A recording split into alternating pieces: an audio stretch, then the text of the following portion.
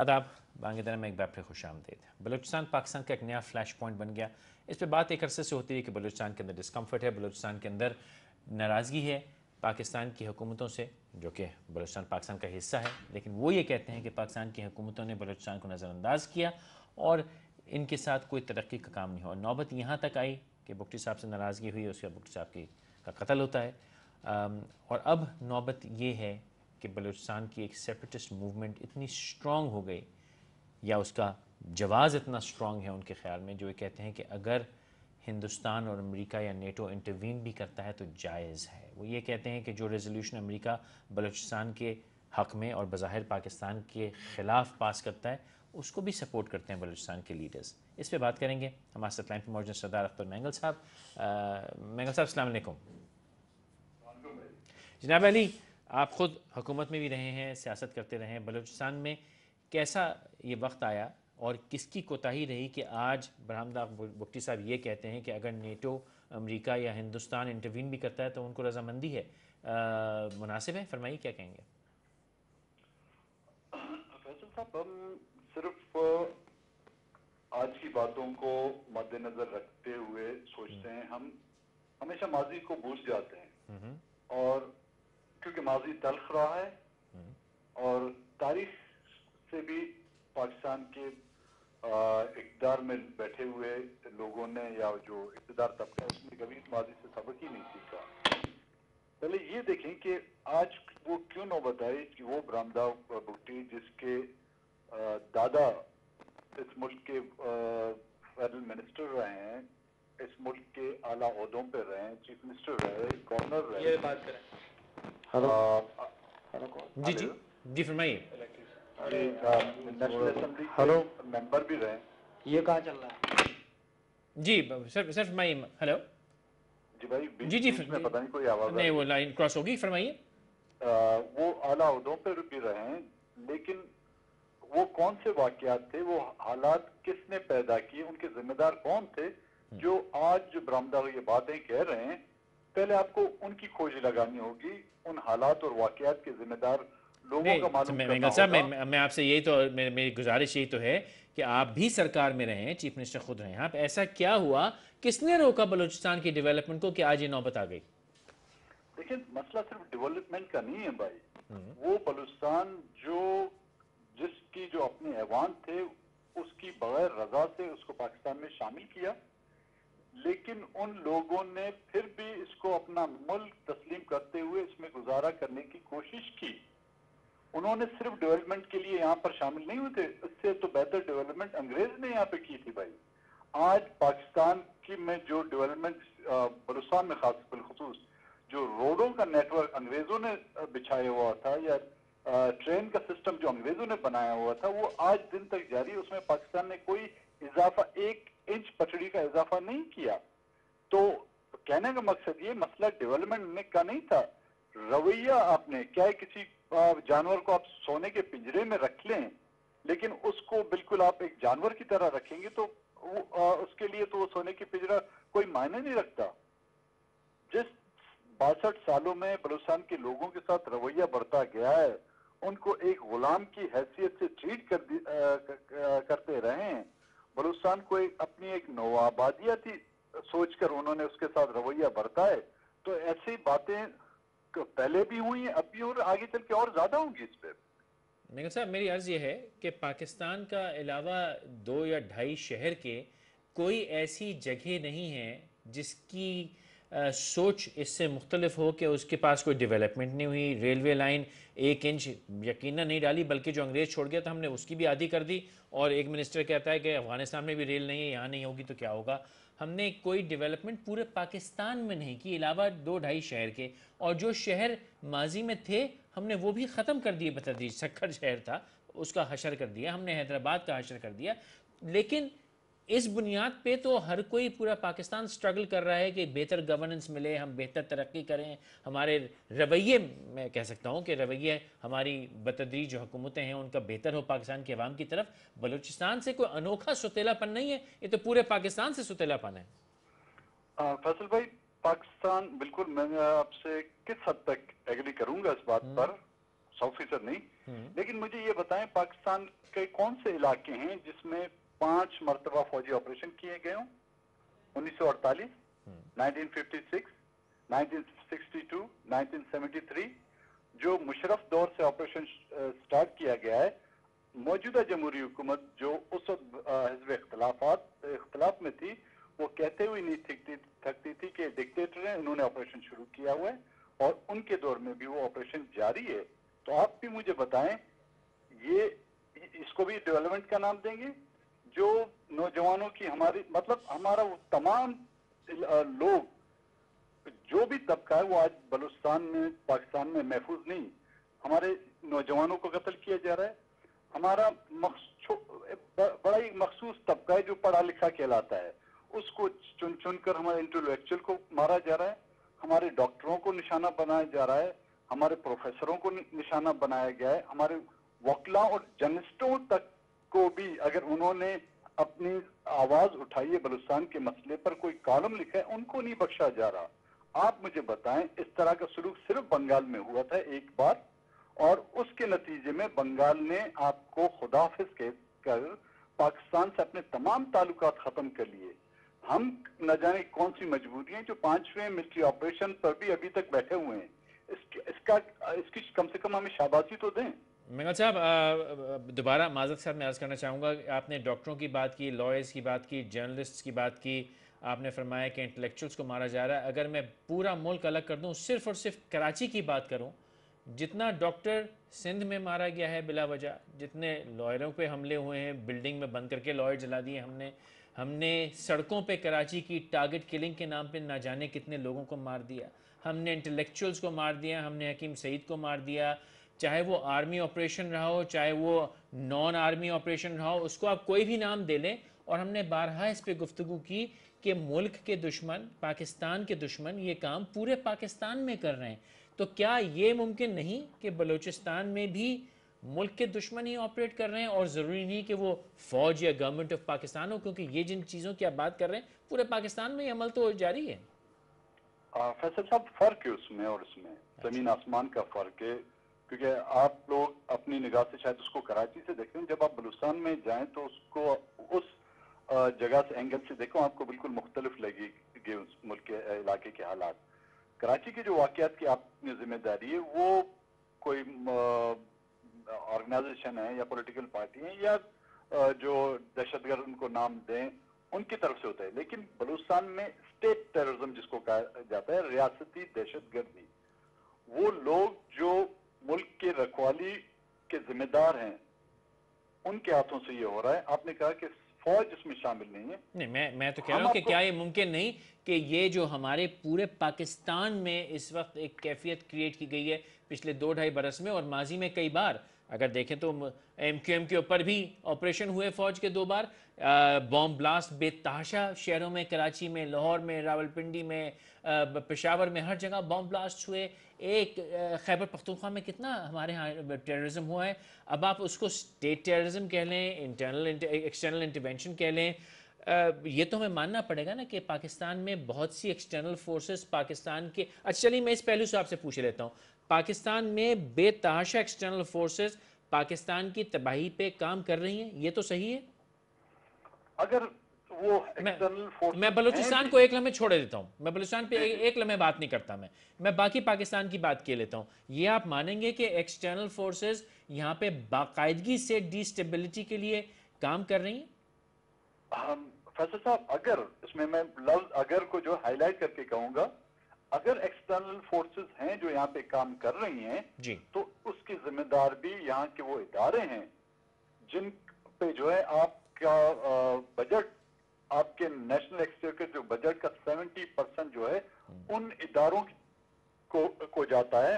वो किस मर्ज की दवाएं, उन इदारों से, उनकी एजेंसियों ने किसी एक शख्स को पकड़ा है जो बाकी उन्होंने उसको अपने अदालतों में पेश किया हो कि वो गैर मुल्की एजेंट है, जो इन तमाम कामों का जिम्मेदार रहा है। एक आप एजेंट आपने जो पकड़े थे, कई साल उनको जेल में रखकर उनको जो आपने वाघा बॉर्डर से जो ना हार पहना के उसको रुखसत किया, उसके अलावा मुझे बताएं कौन से आपने एजेंट पकड़े हैं यहाँ पर। रेमन डेविस का नाम देकर आपने उसको पकड़ा, उसको भी तो आपने آپ کے 3 آدمی مارنے کے بعد اس کو تو اپنے ڈپلومیٹک امیونٹی کے تحت آپ نے اس کو رہا کر کے امریکہ پہنچا دیا. تو مینگل صاحب یہ تمام پکڑے کون ہے بھائی؟ یہ باتیں جو آپ ذکر کر رہے ہیں یہ ایک الیکٹڈ گورنمنٹ میں ایک عوامی حکومت میں ہوئی ہیں، اور ہماری الیکٹڈ گورنمنٹ جس کی کہ ذمہ داری ہے تمام چیزوں کو سنبھالنا، اس کی نااہلی اور اس کی غیر ذمہ داری ہوئی نا. تو فیصل صاحب میں اگر دیکھیے اگر میں اس سرٹیفکیٹ نہیں دیتا، دیکھیے اگر میں اس طرح کہوں، میں ایک دوسرے پہلے سے لے کے چلتا ہوں. متحدہ قومی موومنٹ کہتی ہے کہ ماضی میں پاکستان کی فوج نے ایک الیکٹڈ گورنمنٹ کے کہنے کے اوپر ان کے خلاف آپریشن کیا. آج وہ کہہ کے دوبارہ کراچی میں ٹارگٹ کلنگ ہنگامہ آرائی کر کے کہہ سکتے ہیں ہمیں بھی الگ کر دو. میں یہ نہیں کہہ رہا ہوں کہ آپ کر رہے ہیں ایسا، لیکن یہ جو سیپریٹسٹ سچویشن یا ٹرموائل کی سیپریٹسٹ کا لفظ میں استعمال نہیں کرتا، یہ جو ایک ٹربولنس پاکستان کی سرزمین پہ اس وقت پھیلا ہوا ہے، اس میں تو ہم دونوں میرے خیال سے اتفاق کریں گے کہ صرف پاکستان نہیں، پاکستان کے تمام دشمن مزے لے رہے ہیں. اس میں نااہلی نالائقی ہماری اپنی ہی ہے. ہم نے اپنی کمی سے وہ انوائرمنٹ کریٹ کی ہے جس کی وجہ سے انٹرنیشنل جو فورسز ہیں وہ مزے لے رہی ہیں. یہ تو مانیں گے نا؟ نہیں فیصل صاحب، یہ اس ملک کا سب سے بڑا المیہ یہ ہے کہ یہاں پر جو سچ کو ہے کسی نے سچ نہیں کہا ہے. ہم نے اپنی اس ملک کے حکمرانوں نے اپنی غلطیوں پر پردہ ڈالنے کے لیے، اپنے گناہوں کو چھپانے کے لیے ہمیشہ بیرونی ہاتھ کو ذمہ دار ٹھہرایا ہے. آج تک بیرونی ہاتھ کے جس طرح میں نے پہلے کہا کوئی ایک ثبوت ہم پیش نہیں کر سکے. یہ وہی لوگ ہیں جنہوں نے بنگلہ دیش کو توڑا. جی حمید الرحمان کمیشن رپورٹ جو ہے وہ کسی بیرونی چیف جسٹس نے نہیں بنائی تھی. اس میں آپ بتائیں کہ اس میں ذمہ دار 90% کس کو قرار دیا گیا ہے؟ آپ کے حکمرانوں کو، آپ کے اتحادیوں کو، آپ کی فوج کو، اور آپ کے فوج کے اس کردار کو جس نے بنگلہ دیش میں لاکھوں لوگوں کو شہید کیا، ہزاروں عورتوں کی بے حرمتی کی. اس میں بھی آپ بیرون ملک کو قرار دیں گے. نواب اکبر خان بگٹی کو شہید کرنے والے اس پہاڑی علاقے میں، کیا وہاں پر آپ کہیں گے کہ ہندوستان کی فوج نے سازش کر کے وہ غار گرایا؟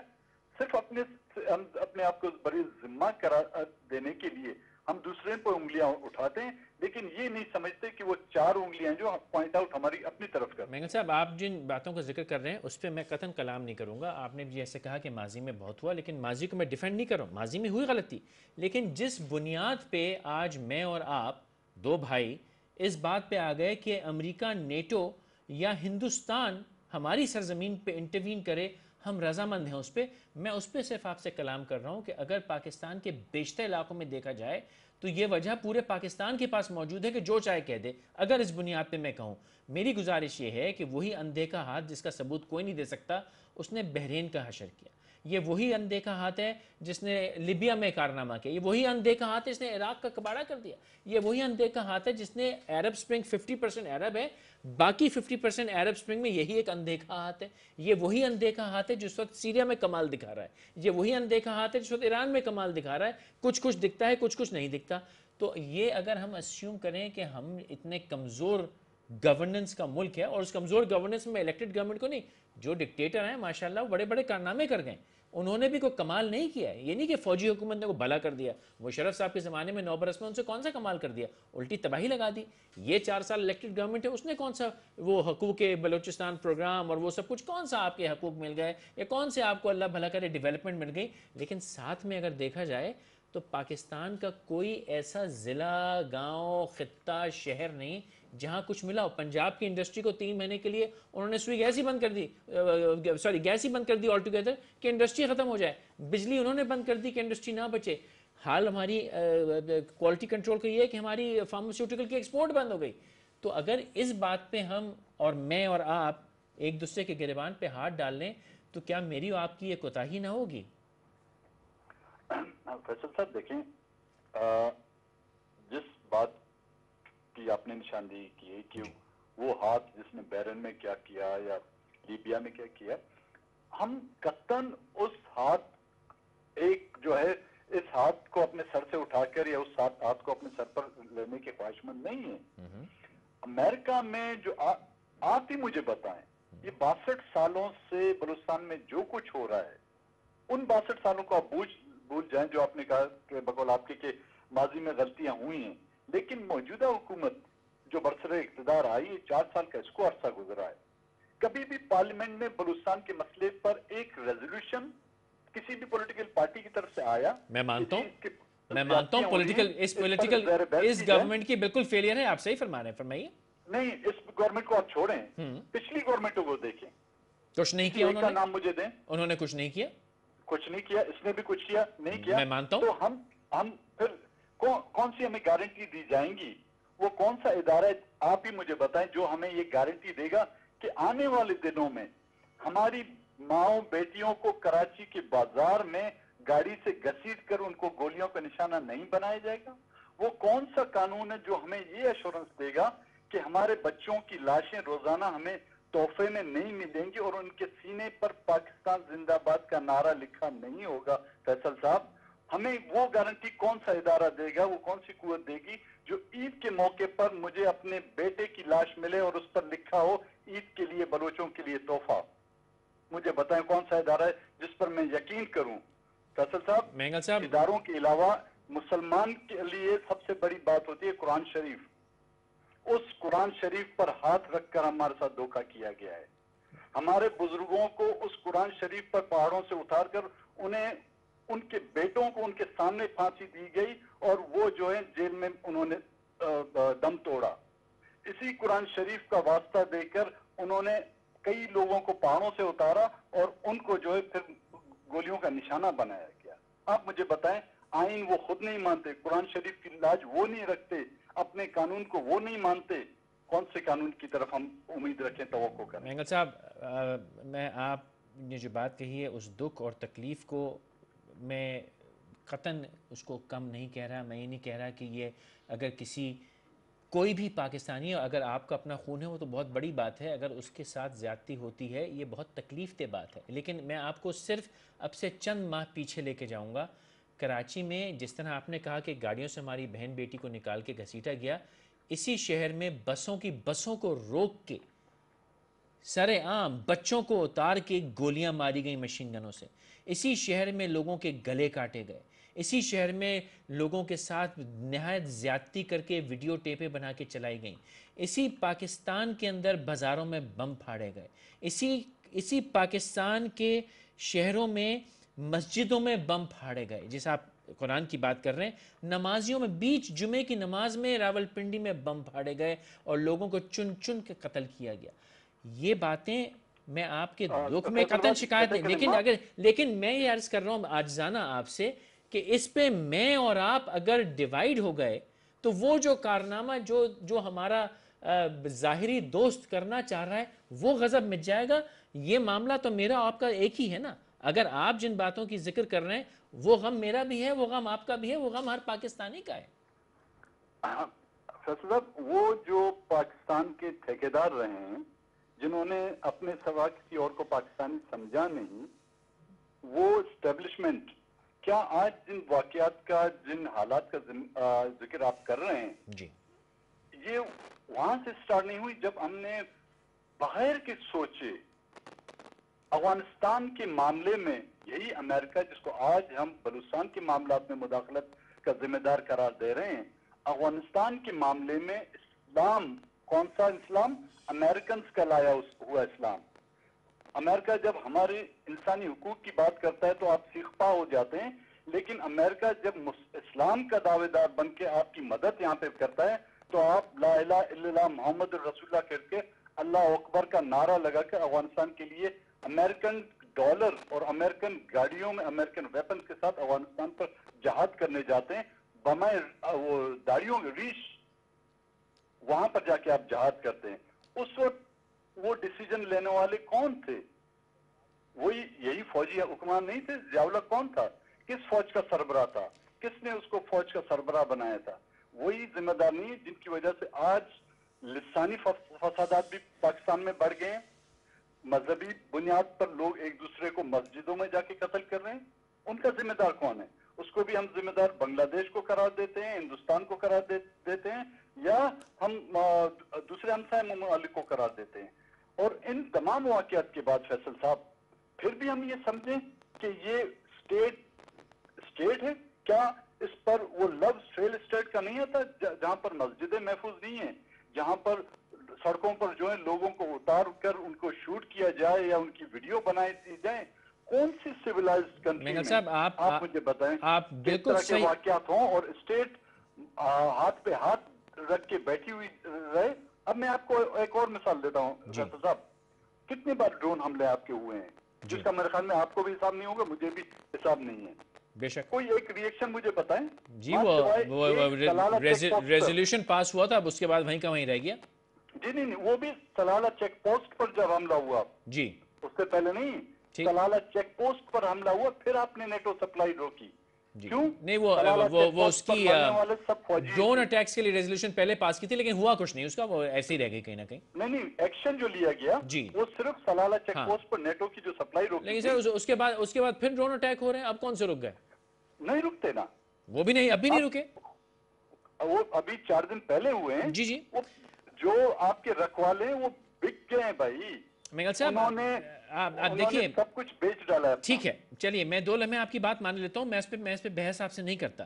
لیکن یہ حکومتیں اتنے سالوں میں 60-65 برس میں جو کوئی جمہوریت کرتا ہے, کوئی وہ کیا کہتے ہیں آغاز حقوق بلوچستان کرتا ہے, کوئی مارشل لاء کے نام پہ کرتا ہے, کوئی ڈکٹیٹرشپ کے نام پہ کرتا ہے, کیا آپ یہ نہیں مانیں گے کہ یہ سب کچھ یوں ہوتا رہا کہ آج میں بھی بات کر رہا ہوں, آپ بھی بات کر رہے ہیں, پنجاب سے بات کریں تو وہ کہتے ہیں دوائیوں میں ہم مارے گئے, ہماری سڑکوں پہ بم پھٹ گئے, ہمارا صوبہ 2 حصوں میں کر دو. ہر جگہ پاکستان میں آپ دیکھیں تو کیفیت یہی ہے. لیکن کیا جاتے جاتے میں آپ سے 2 باتیں صرف یہ سوال پوچھنا چاہوں گا, کہیں غلطی یہ تو نہیں ہو رہی کہ میں اور آپ بٹ گئے اور وہ جو ہمارے ساتھ یہ کرنا چاہ رہے ہیں یہ ہو رہا ہے, اور اس سچویشن میں اور آپ آج یہ کھڑے بات کر رہے ہیں جو کہ نہ شاید آپ کے لیے اچھی ہے, نہ میرے لیے اچھی ہے, نہ کسی اس پاکستان کے 18.25 کروڑ, یوں کہہ رہا ہوں کہ باقی پونے جو ہیں وہ راج کرتے ہیں, جو 18.25 کروڑ ہیں ان کے لیے تو اچھی نہیں. اس پہ بھی روشنی ڈالیے اور کہیے جاتے آتے یہ بتا دیجئے کہ آپ کیا سمجھتے ہیں کہ اب حل کیا ہے. حسن صاحب دیکھیں, جو باتیں آپ نے کہیں بالکل میں یہ نہیں کہوں گا کہ جی آپ نے جو آپ کے خیالات ہیں, جذبات ہیں وہ غلط ہیں. جو کچھ ہوا ہے یہاں پر اس کے ذمہ دار کوئی تو کوئی ہوگا. یہ سب کچھ جو واقعات اور حالات ہوئے یہ کسی قدرتی آفت کے ذریعے تو نہیں ہوئے بھائی میرے. اس کے ذمہ دار وہ سربراہان حکمران جو سرفیس پر انہوں نے حکمرانی کی ہے, اور اس سے زیادہ ذمہ دار وہ لوگ ہیں جنہوں نے پس پردہ اس پر حکمرانی کی ہے, کر رہے ہیں, اور نہ جانے کب تک ان میں یہ سخت رہے گی. میں چھوٹی سی قطع کلامی کرنا چاہوں گا. ان سب سے بڑھ کے کہیں قصوروار میں اور آپ تو نہ رہے جو خاموش رہے 60 برس 65 برس اور یہ ہمارے ساتھ کرتے رہے. فیصل صاحب, ہم کم سے کم میں بلوچستان والوں کی طرف سے یہ کہوں گا کہ وہ خاموش نہیں رہے.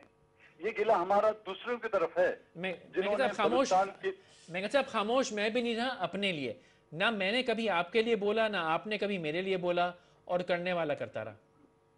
بلوچستان کی یہ تاریخ رہی ہے جی, ہر دور میں جی, اس نے اگر اپنے لیے آواز اٹھائی ہے تو دوسرے کے لیے بھی آواز اٹھائی ہے. چلیے, کیونکہ ہماری آواز محدود ہے, ہماری آبادی محدود ہے, جو جس حد تک ہم لوگوں نے آواز اٹھائی.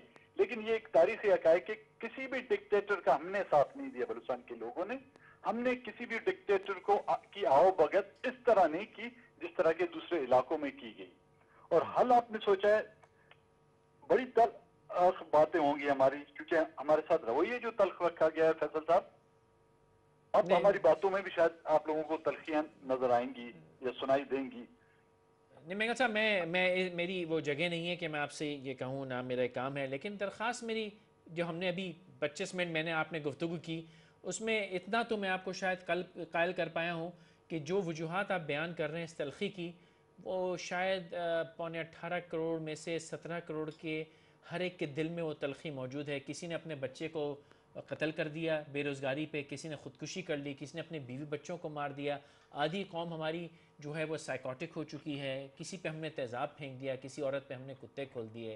ہم یہ کام جس روانی سے اس قوم میں ہو رہے ہیں, یہ تلخی تو مینگل صاحب میرے دل میں بھی ہے, آپ کے میں بھی ہے. ہم سب نے اپنے گھروں میں ڈاکے پڑتے دیکھے، قتل و غارت ہوتی دیکھی. کسی انڈیویجول کی ایکٹ کو، مطلب ایسے واقعات دنیا کے ہر کونے میں ہوتے ہیں. یہ نہیں کہ اس طرح کے پاگل لوگ صرف پاکستان اس خطے میں ہیں، دنیا کے ہر کونے میں جائیں انڈیویجول ایکٹس جو ہیں وہ کرتا رہتا ہے. کسی نے اپنے بھائی کو قتل کر دیا.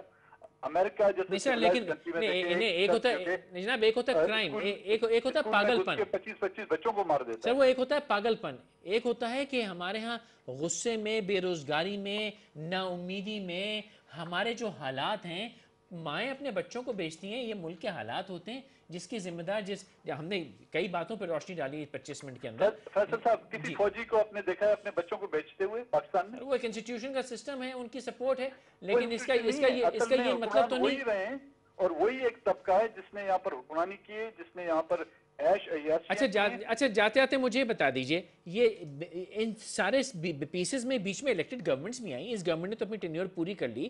بھٹی صاحب بھی مرحوم چیف منسٹر رہے، آپ بھی رہے، باقی بھی آپ کی حکومتیں آتی رہیں. ایسا تو نہیں کہ ہمارے بس میں کبھی تھا ہی نا. آج بھی آپ کی ایک حکومت تو ہے نا بلوچستان کے اندر، جیسی بھی ہے، چاہے آپ اسے اتفاق نہ کریں، لیکن ایک الیکٹڈ گورنمنٹ تو موجود ہے نا.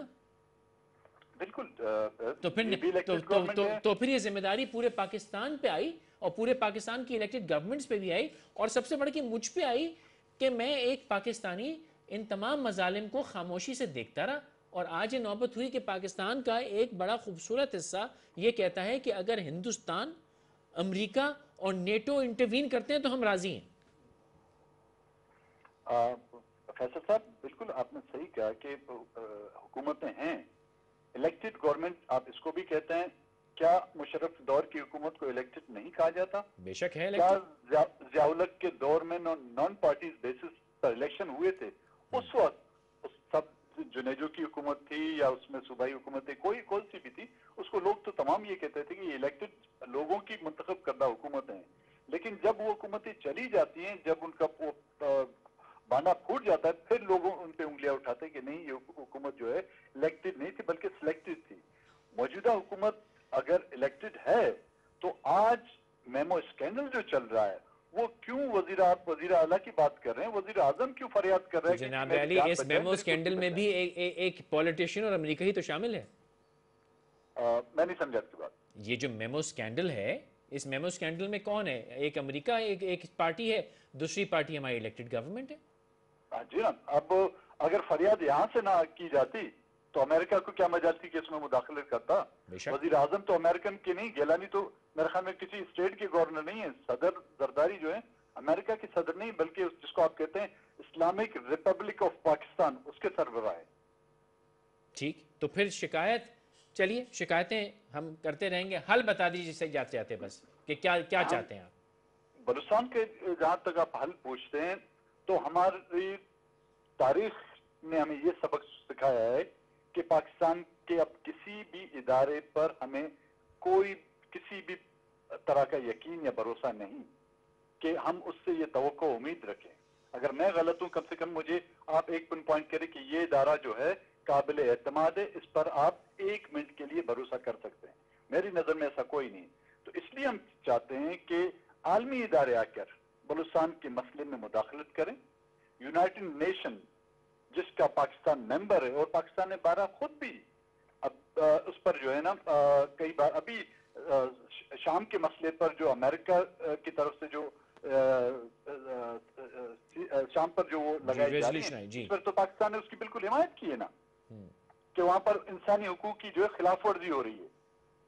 تو اسی طرح ہم کہتے ہیں کہ یونائٹڈ نیشن جس کا ممبر پاکستان ہے وہ آ کے بلوچستان کے مسئلے پر انٹرفین کرے، اور وہ بلوچستان کے اس کی موجودگی میں بلوچستان کا مسئلے کا حل نکل سکتا ہے. پاکستان کے کسی ادارے پر اب ہمیں بھروسہ نہیں. میاں صاحب، اسی یونائٹڈ نیشنز نے کشمیر کا حل نکالنے کی بھی وہ بیڑا لیا تھا. بڑی ریزولوشنیں پاس ہوئی ہوئی ہیں. آج تک ہم اور ہندوستان لڑ رہے ہیں اس کشمیر کے اوپر. اگر یونائٹڈ نیشنز کو بلائیں گے تو پھر شاید ہم اور آپ نہ جانے کتنے برس لڑیں گے. اگر میں اور آپ بغلگیر ہو کے اس کا فیصلہ کر لیں تو شاید اچھا ہو جائے. فیصل بھائی، یہاں پہ صرف میں 2 باتیں کہوں گا. جی، کشمیر جو ہے، کشمیر کی جنگ آپ اور ہندوستان کشمیریوں کے لیے نہیں لڑ رہے، وہ کشمیر کے پانی کے لیے لڑ رہے ہیں. نہ آپ کی دلچسپی کشمیری لوگوں سے ہے، نہ ہی ہندوستان کی دلچسپی کشمیر کے لوگوں سے ہے. وہ کشمیر کشمیر جس کو آزاد کشمیر کہا جاتا ہے، جو آزاد ہے بقول پاکستان کے، اس کے صدر اور وزیر اعظم کے اختیارات جو ہے آپ کی میونسپل کمیٹی کے اختیارات ہیں. جب پیپلز پارٹی کا دور آتا ہے تو پیپلز پارٹی کا صدر ہوتا ہے، جب مسلم لیگ کا دور آتا ہے تو وہاں پر مسلم لیگ کا صدر منتخب کرایا جاتا ہے. اور دوسری جو بات آپ نے کہی گلے لگانا، بھائی ہم جب گلے لگتے ہیں تو دیکھتے ہیں کہ ہمارا گلا کٹا ہوا ہے. اب باقی ہم میں یہ گنجائش نہیں کہ اپنے اور گلے کٹائیں. چلیے جہاں تک آپ نے کشمیر کے پانی کا ذکر کیا تو ایک اچھا ذکر ہو گیا، کیونکہ بلوچستان کی بھی ریسورسز، بلوچستان کی پولیٹیکل جیوگرافک لوکیشن بھی شاید یہ خوش نصیبی بھی ہے، اور شاید آج 2012 میں یہ بد نصیبی بن گئی پاکستان کی. ہاں بالکل.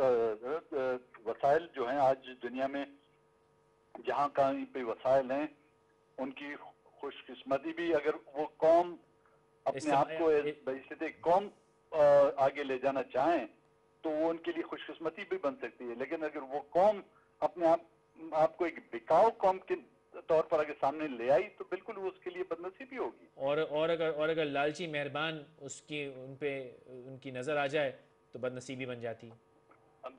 اس میں کوئی شک نہیں. یہاں پر ہمیشہ سیاست، آج کل دنیا کی سیاست جو ہے مفادات کی سیاست ہو رہی ہے. پاکستان کو بھی ہمارے لیے شاید بلوچستان کو شامل کرنا، نہ بلوچستان کی لوگوں سے اس کو دلچسپی تھی، نہ ہمدردی تھی. بلوچستان کا ساحل اور بلوچستان کے وسائل کی خاطر 62 سالوں سے اس نے ڈنڈے کے زور پر ہمیں اپنے ساتھ رکھا ہوا ہے. ویسے اس کا پیار محبت اس 62 سالوں میں ہم نے اچھی طرح دیکھا. سر صاحب بہت بہت شکریہ ہم سے بات کرنے کے لیے، اور ہم دعا گو رہیں گے کہ ہم اسی طرح بات کرتے رہیں. ہم اس طرح نہ کریں کہ جس طرح کی باتیں ہم سن رہے ہیں کہ ایک بلوچ لیڈر یہ کہتا ہے کہ ہندوستان، نیٹو یا امریکہ انٹروین کرے تو اس کو ویلکم کریں گے. ہاں مصالحت بالکل، مفاہمت بالکل ہونی چاہیے، لیکن اگر ہم ایک دوسرے سے پرے ہو جائیں گے، ایک دوسرے کے دشمن ہو جائیں گے، گریبان پہ ہاتھ ڈالیں گے، پھر کیا بات بنے گی. بہرحال اس پہ اور بات کریں گے. ایک تھوڑا سا وقفہ دے دیجیے.